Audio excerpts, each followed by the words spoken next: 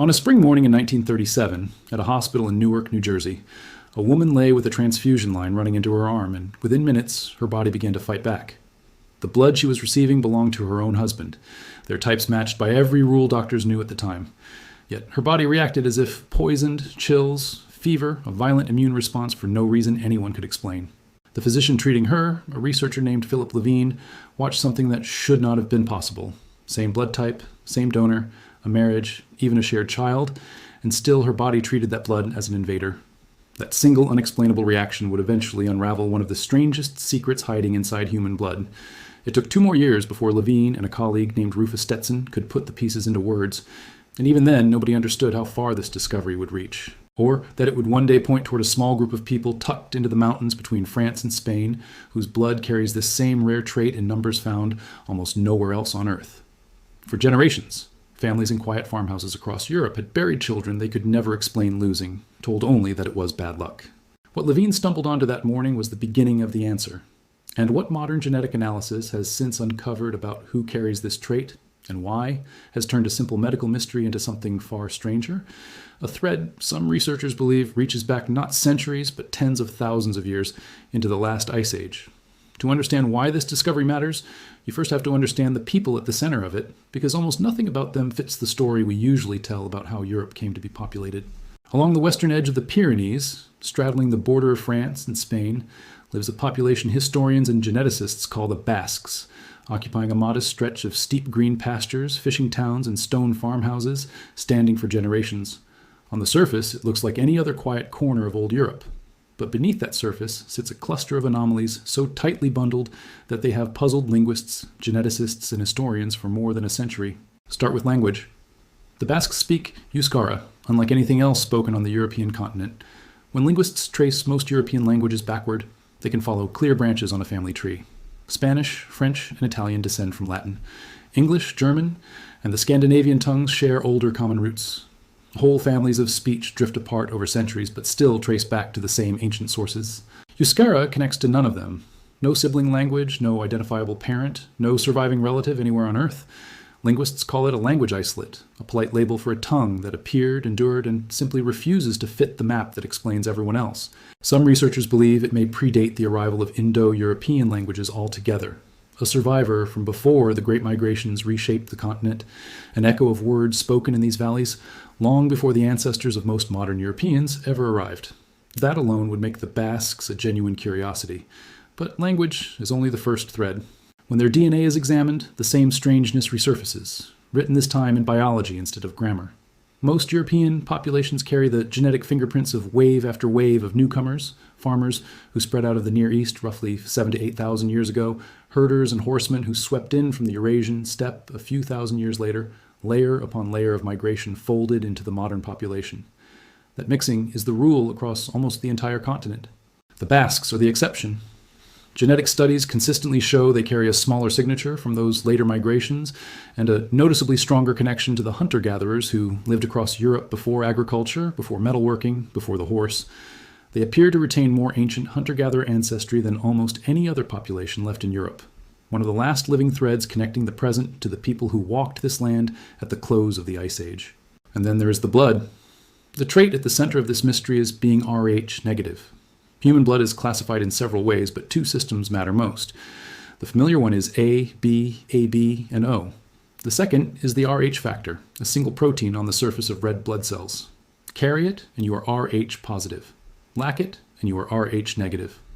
Across the human species, roughly 85% of people are positive, about 15% negative. Rh negative blood is, globally, the exception, uncommon almost everywhere. Almost everywhere. Because in the Basque region, that 15% balloons to nearly a third of the population, one of the highest concentrations recorded anywhere on the planet. That fact alone should stop you. A trait present in roughly 1 in 7 people worldwide shows up in nearly 1 in 3 here. And it is no harmless footnote. Being Rh negative complicates blood transfusions, since donor and recipient blood must be matched carefully or the body reacts violently. And for most of human history, it quietly turned pregnancy into an invisible danger nobody understood and nobody could stop. That is exactly why Rh negative blood has been studied so intensely. And yet the central question, why the Basques of all populations carry it in such staggering numbers, has never been fully answered. The data confirms the pattern is real. It does not explain where the pattern comes from. That is, where the theories begin reaching into far deeper, far older territory than most people expect. Because when you have a population that speaks a language older than its neighbors, carries the genetic imprint of Europe's earliest inhabitants, and shows a blood trait concentrated far beyond the global average, you are no longer looking at a regional curiosity. You are looking at a possible thread stretching back tens of thousands of years, one that some researchers suspect may not even begin with modern humans at all. That possibility has a name almost everyone recognizes, even if they know little else about it: the Neanderthals. For a long time, popular imagination painted them as brutish, slow-witted, an evolutionary dead end that simply vanished. That picture has crumbled under decades of evidence. We now know Neanderthals buried their dead, crafted tools with real skill, controlled fire, cared for their injured, and survived ice ages harsh enough to destroy a weaker population. They lived across Europe and Western Asia for hundreds of thousands of years before modern humans arrived. And when our ancestors finally did, the two populations did not simply pass each other by. They met, mingled, and in some cases had children together. That is not speculation. It is written into the genome of nearly everyone alive outside of Africa today. Most people of European or Asian descent carry a small but measurable percentage of Neanderthal DNA, typically 1 to 2%, tiny fragments of an extinct human relative still riding along inside living people. Scientists are still mapping what those fragments do, but early research links them to skin tone, hair texture, immune response, and how certain bodies handle cold and disease. This is where the thread tightens around the Basques. If any modern population were going to carry an unusually strong genetic echo from Europe's oldest inhabitants, logic suggests it would be a people who never fully blended into later migrations, sheltered in the same corner of the continent generation after generation, holding on to an older inheritance while the rest of Europe was reshuffled around them. So some researchers ask carefully whether the Rh negative trait could be one of those inherited fragments. Could the missing protein on those red blood cells be, in some sense, a whisper carried forward from the Neanderthals themselves? It is an intoxicating idea. It would explain the strange concentration, the ancient feel of the population, the sense that the Basques stand slightly outside the ordinary narrative of European origins. But honesty demands a firm caution here, because the hard genetic evidence does not confirm this theory. There is no clean, proven line running directly from a Neanderthal ancestor to the Rh negative blood in a Basque grandmother's veins today. The link is intriguing. It remains unproven. And the difference between those two words is the difference between a compelling story and a settled fact. What the evidence does support is that the Basques carry an unusually old genetic signature, and the clues do not stop at the Rh factor. Across the Basque population, blood type O appears with striking frequency, more than in many neighboring groups. Type O is widely regarded as an ancient marker, most common among Europe's earliest hunter-gatherers, before farming and later migrations diluted the mix. A high proportion of type O, combined with a high proportion of Rh negative blood, combined with a language that fits nowhere on the family tree, reads less like coincidence and more like a genetic fingerprint, the fingerprint of a very old people. Push that fingerprint far enough back, and you land in the Upper Paleolithic, the Deep Stone Age, the era of ice sheets, mammoths, reindeer herds, and painted cave walls. It raises the possibility that the Basques may be among the last living populations with a direct, unbroken genetic connection to the people who walked across Ice Age Europe. Not a symbolic connection, a literal genetic continuity carried quietly in the blood, somehow surviving thousands of years of migration, conquest, and upheaval intact. Stand in a modern Basque town today with its cafes, football matches, and ordinary traffic lights, and it becomes almost impossible to hold that idea in your head. And yet the data keeps insisting on it. But there is a far darker side to this story because, for most of human history, Rh negative blood was not a source of scientific fascination. It was a source of quiet, generational grief, and nowhere did that grief cut deeper than inside the private tragedy of pregnancy. Picture a mother who is Rh negative and a father who is Rh positive, a common enough pairing anywhere in the world. When they conceive a child, that child may inherit the father's Rh positive blood type. Now, two different blood types exist within one pregnant body: the mother who lacks the protein, the baby who carries it. Under normal conditions, the two blood supplies stay largely separate, walled off by the placenta. But that wall is not perfect. During pregnancy, and especially during birth, small amounts of the baby's blood can cross into the mother's circulation. The moment they do, her immune system, doing precisely the job it was designed to do, encounters an unfamiliar protein and reads it as a threat. It does not recognize a child. It recognizes an invader, and it quietly begins preparing a defense. In most cases, the first pregnancy unfolds without any visible sign that something has gone wrong. The baby is born healthy, the mother recovers, The house fills with the ordinary noise of a newborn. Everything looks normal because, in a real sense, it is. The damage, if you can call it that yet, is invisible, sitting not in the baby, but in the mother's immune memory. Having met that foreign protein once, her immune system has done exactly what it is built to do. It has learned. It has manufactured antibodies, small, precise, patient defenders, and filed away the blueprint. Should that protein ever appear again, the response will not be slow. It will be immediate and overwhelming. This process eventually earned a name, alloimmunization, the moment a body becomes sensitized to a blood type that is not its own. Here is the cruel arithmetic of it. The antibodies a sensitized mother produces are small enough to do something the baby's larger blood cells cannot. They can cross the placenta. So when a second Rh-positive child is conceived, the mother's immune system does not wait. It sends its prepared defenders across that imperfect barrier into the bloodstream of the developing child, destroying the baby's red blood cells one by one, long before that child ever draws its first breath. For generations, this pattern played out quietly in homes across Europe and beyond, and to the families living through it, it must have felt less like biology and more like a curse. A healthy first child, then a second pregnancy, ending in devastating loss, sometimes a third worse than the second. Mothers who had held one living baby found themselves burying the children who came after, with no explanation from the medicine of the time. A grieving woman would be told it was misfortune, or the will of something beyond medicine's reach. She would try again, and often the same shadow would fall a second time. A mother watching her own body, healthy in every other way, seemingly turn against the children she wanted most. A father helpless at the edge of it. Grandparents whispering about bad luck in the bloodline, half right in a way none of them could understand. The pattern repeated so reliably that some families came to fear the very hope of a second pregnancy. What makes this history so devastating is that the underlying cause was, in hindsight, almost elegantly simple. No monster hiding in the blood, nothing exotic. Only a protein present in most people and absent in a few, and an immune system doing its honest work in exactly the wrong direction. But simplicity in medicine only feels comforting once you can see it laid out. Before that, it is just a darkness, with a shape nobody can quite make out, and for a very long time that shape stayed hidden. The condition did not receive a formal medical description until the very end of the 1930s. It was Philip Levine, the same researcher from Newark, who together with Rufus Stetson published the case in 1939 and helped identify what was really happening. Around the same time, Karl Landsteiner and Alexander Wiener were independently identifying the same underlying blood factor through experiments involving rhesus monkeys, work that eventually gave the Rh factor its name, an accident of laboratory history that stuck permanently to human biology. To finally have a name for the condition, Rh disease or hemolytic disease of the newborn, was its own strange act of mercy. It says this is one thing, not 1,000 unrelated misfortunes, and it can be studied. So the slow work of actually solving it could begin. By the mid-1940s, the story had started surfacing in newspapers, carried into ordinary kitchens and waiting rooms. Families who had suffered in private silence for years read, some for the first time, that there might be a reason behind their losses and that a cure might one day exist. Hope arriving after that much grief is not a gentle thing. It reopens everything. And yet the hope ran far ahead of the medicine. There were hints, promises, a sense something was coming, but there was still no actual treatment, no injection, no procedure a doctor could offer. The knowledge had arrived, the remedy had not. It took a particular kind of thinker to close that gap, someone willing to ask a question that sounds almost backward at first.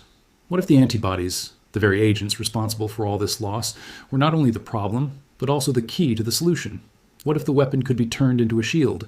That question found its answer through an Australian physician named John Gorman, who had traveled to New York and was working at Columbia Presbyterian Medical Center in the early 1960s.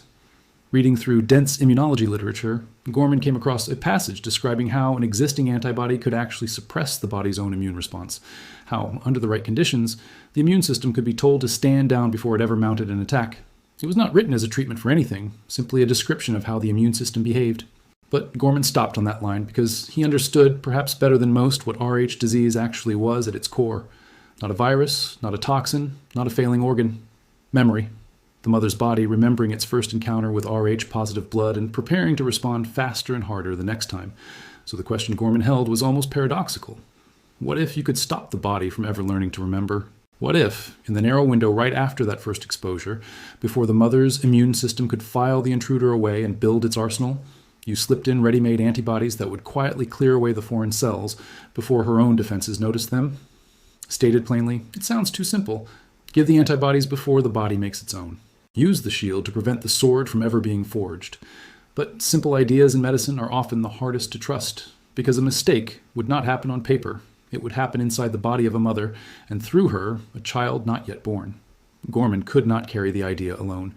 He needed someone who saw these tragedies firsthand, and found that partner in an American obstetrician named Vincent Freda. Together with researcher William Pollock, who had already developed methods for isolating and purifying Rh antibodies at Ortho Pharmaceutical, the team began shaping the idea into something testable. The plan was almost disarming in its logic. Take an Rh-negative woman who had just given birth to an Rh-positive child, the moment of greatest risk, and give her an injection of Rh antibodies, not to harm her, but to sweep away traces of the baby's blood before her own immune system could remember them forever. But you cannot simply try that on a mother and hope for the best. Before offering a shield to the vulnerable, you have to prove it will not become another sword. The researchers needed volunteers, specifically men, because to test whether the serums could prevent sensitization, someone had to be deliberately exposed to Rh-positive blood and monitored to see whether the immune system rose up or stayed quiet. You could never ethically run that test on a woman who might one day carry a pregnancy. But a man's immune reaction would answer the same question without putting a future child at risk. That search led the researchers, of all places, to Sing Sing Correctional Facility, a maximum security prison up the Hudson River, where medical research on inmates was, in that era, arranged in ways viewed very differently by today's ethical standards. Among the prisoners were men who happened to carry Rh-negative blood, the same rare trait that, an ocean away, ran through nearly a third of the population in the Basque valleys. Volunteers stepped forward. The men were given injections of Rh-positive blood cells, the exact exposure that, in a pregnant woman, would set the tragic pattern in motion. Some also received the experimental serum, ready-made antibodies delivered within that narrow protective window.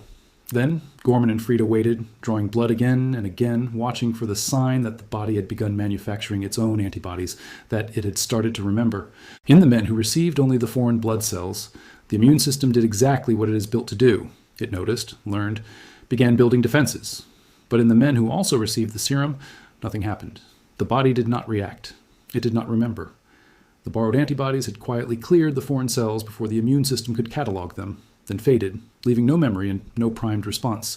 The men were unharmed, and the almost too simple principle that started as a single overlooked line in a textbook had held. The shield worked. You could stop a body from ever learning to attack. It is worth pausing on how quietly world-changing that result was. No dramatic scenes, only a set of blood tests that came back clean, again and again, inside a prison ward far from the mothers who would never know these men's names. But hidden in those results was the end of a pattern that had haunted families for generations, and finally, a way to break that cycle for good.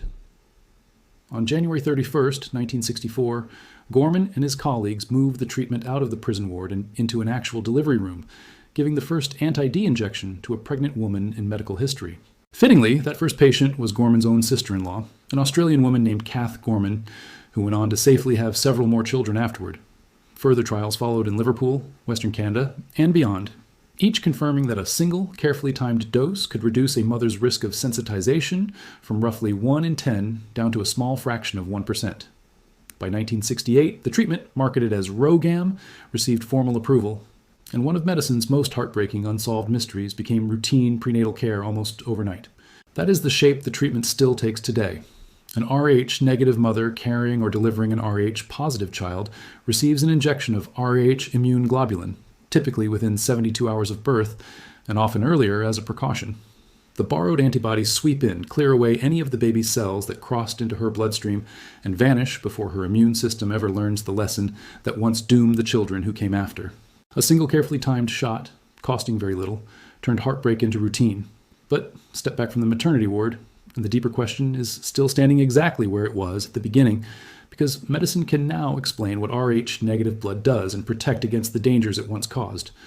What science still cannot fully explain is why so much of it pooled in one small corner of the world, among a people whose language belongs to no known family and whose DNA reaches back past the Great Migrations into the deep Paleolithic dark. The Rh factor takes its name, remember, from that accident of research history involving rhesus monkeys, a small clue in an animal that became the permanent label for a distinctly human trait. Present, and you're positive, like roughly 85% of people on Earth. Absent, and you're negative, like the remaining 15%. But that 15% is not spread evenly. It thins out across most populations, and in the Basque country, it surges toward a full third of the people, one of the highest concentrations recorded anywhere on the planet. And to this day, no single theory has fully claimed that number as settled fact. Some researchers point back toward the Neanderthals, toward that ancient interbreeding whose fingerprints still linger inside modern genomes, wondering whether this trait was inherited from those older Europeans who walked the continent first. Others look toward the last glacial maximum, that brutal freeze roughly 20,000 years ago, when populations retreated into small, isolated refugees across Siberia, places where a random trait can be amplified by nothing more than chance, the quiet mathematics of genetic drift. Still others suspect the trait once carried some hidden survival advantage, strong enough to outweigh the reproductive risk it eventually posed inside the womb. And so the two threads of this story braid together. On one side sits the science, the antigen, the antibody, the shield, the single carefully timed shot that quietly saves lives every day. On the other sits the people, a population that appears to have sheltered in Iberia through the Ice Age, carrying more of Europe's earliest hunter-gatherer ancestry than almost any group alive today, still speaking a tongue older than the languages that washed over the rest of the continent. In their blood sits a trait that connects a maternity ward in New York to a prison ward up the Hudson River, to quiet farmhouses tucked into the Pyrenees, where this rare protein runs thicker than almost anywhere else on Earth. The honest ending is that nobody can say for certain which theory is true. The genetic concentration itself is real, far too concentrated to dismiss as statistical noise. What the data does not tell us, at least not yet, is the reason behind it. The pattern exists. The cause remains genuinely open. And that is exactly where the truth of this story sits right now, caught inside the pull of a question that has followed this quiet, rare trait for thousands of years. So here is what I want to know from you. When you weigh it all together, the Neanderthal echo still lingering in modern DNA, the frozen ice age refuge that isolated a small population for millennia, and the simple roll of the genetic dice that is drift, which explanation feels truest to you for why one small people, tucked into a handful of green valleys between two countries, came to carry so much of the world's rarest blood?